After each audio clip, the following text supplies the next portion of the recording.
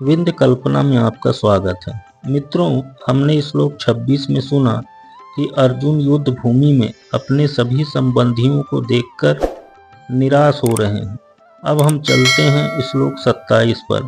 तांस्यमीक्षे स कौन्तेयः सर्वान् बन्धून् अवस्थितान् कृपया पर्याविष्टो विसीदन्त्रिदं ब्रवीत्। कुछ शब्दों के अर्थ समझिए। तान यानी उस सब को, समीक्ष यानी देखकर, सर्वान यानी सभी प्रकार के, अवस्थितान यानी स्थित, पर्याय यानी अत्यधिक, आविष्ट यानी अभिभूत, विसीदन यानी शोक करता हुआ, अब्रवीत यानी बोला। अर्थात जब कुंती पुत्र अर्जुन ने मित्रों और संबंधियों की इन विभिन्न श्रेणियों को देखा तो वह करुणा से अभिभूत हो गया और इस प्रकार कहा। इस श्लोक का यही अर्थ है।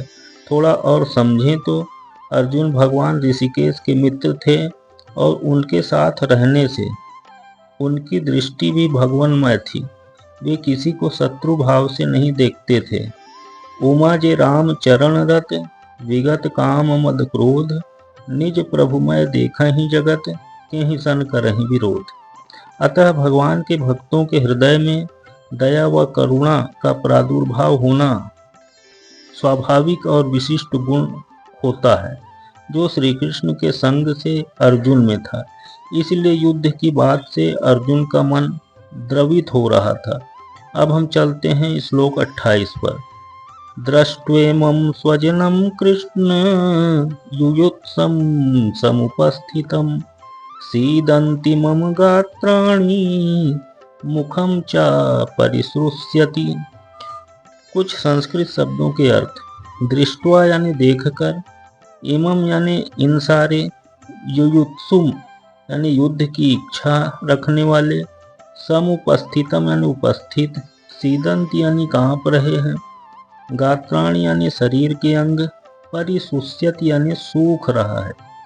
अर्थात अर्जुन भगवान कृष्ण से कहते हैं, इस प्रकार युद्ध की इच्छा रखने वाले अपने मित्रों तथा संबंधियों को अपने समक्ष उपस्थित देखकर मेरे शरीर के अंग कांप रहे हैं और मेरा मुख सूखा जा रहा है।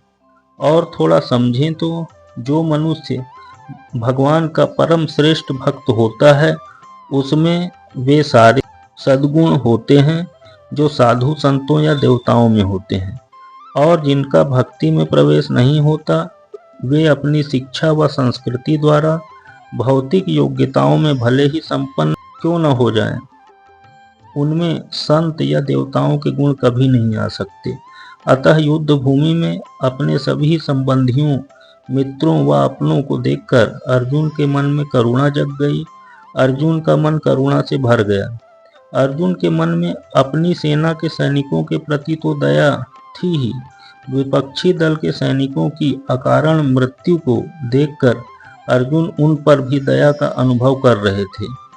और ये सब सोचने की वजह से अर्जुन के अंगों में कंपन होने लगा और मुख सूख गया तथा उन सबको युद्ध उत्साहित होते देख अर्जुन को बड़ा आश्चर्य भी हुआ, क्योंकि जिन्होंने मुख्य रूप से युद्ध में भाग लिया था वे अर्जुन के सगे संबंधी थे। हालांकि इस बात का उल्लेख है कि अर्जुन के अंग में कंपन होने लगा और मुंह सूखने लगा, लेकिन इस बात को नहीं कहा गया कि वे दयावश रुदन कर रहे थे, रो रहे थे।